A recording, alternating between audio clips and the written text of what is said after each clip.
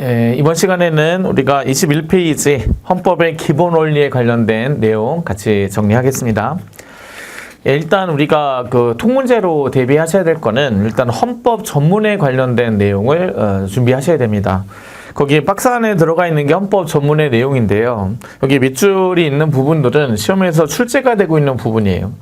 일단 헌법 전문의 문제가 어떻게 출제되는가를 이해하는 게 중요한데, 일단 헌법 전문에 관련된 문제는 이 밑줄 친 부분을 수정을 가해요.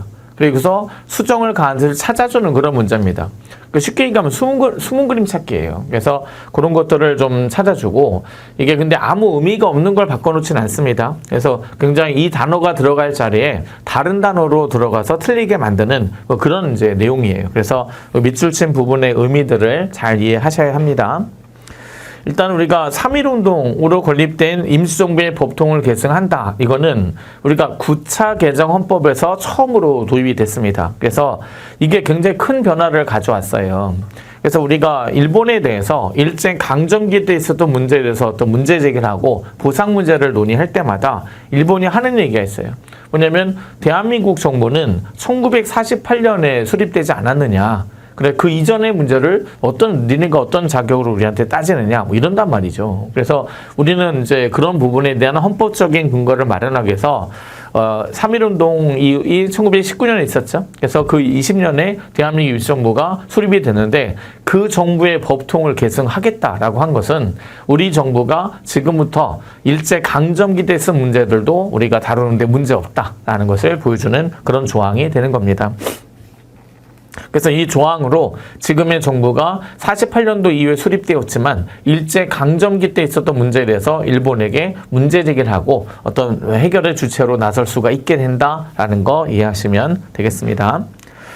그 다음에 4.19 민주 이념을 계승한다라고 하는 거는 우리가 저항권을 인정하는 근거로 이제 다수학자들이 주장해요. 저항권의 명시적인 근거다라고 주장하지만 우리나라 대법원에서는 그것을 인정하지 않았다. 그리고 헌법재판소는 간접적으로 인정했다. 그 부분을 앞에 저항권에서 나와 있을 겁니다. 그래서 그렇게 정리하시면 되고, 그 다음에 조국의 민주개혁과 평화통일. 평화통일은 9차 개정 헌법에서 처음으로 명시가 되었다로 출제가 되고요.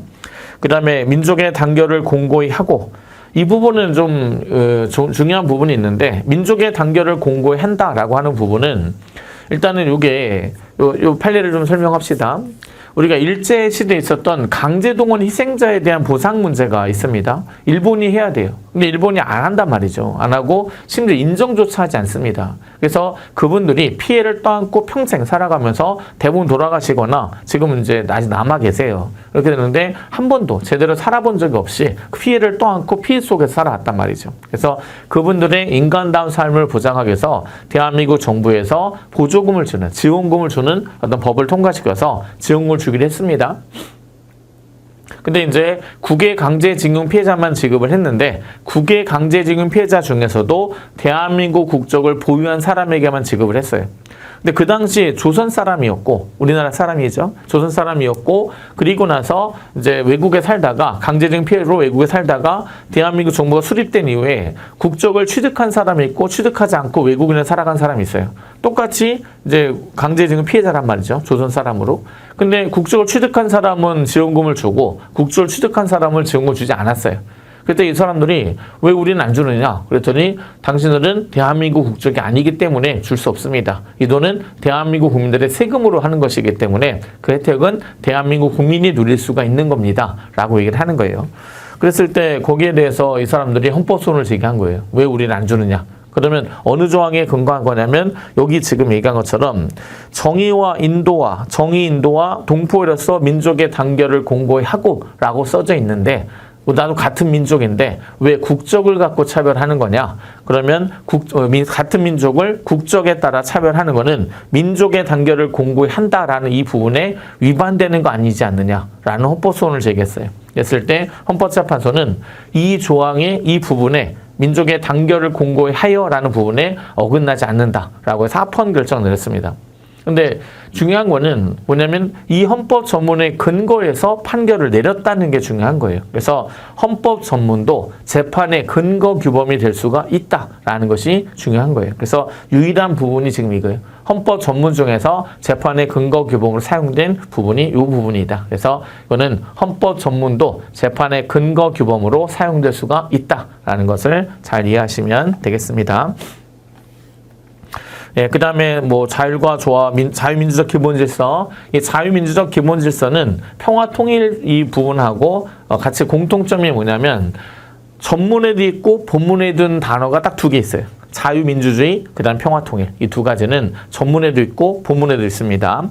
예, 우리가 평화통일은 4조에 있고요. 그 다음에 자유민주적 기본질서도 4조에 있어요. 그래서 자유민주적 기본질서에 입각한 평화통일, 이게 4조에 나와 있는데, 그래서 자유민주주의와 평화통일 이 두 가지는 전문에도 있고 본문에도 있는 내용이다. 이렇게 이해하시면 되겠습니다. 그 다음에 자유와 권리에 따른 책임과 의무, 국민의 책임과 의무를 헌법 전문에 명시했는데 중요한 건 무엇에 대한 책임과 의무인가입니다. 그래서 국가와 사회에 대한 책임과 의무에서 틀리는 문제 출제됐어요.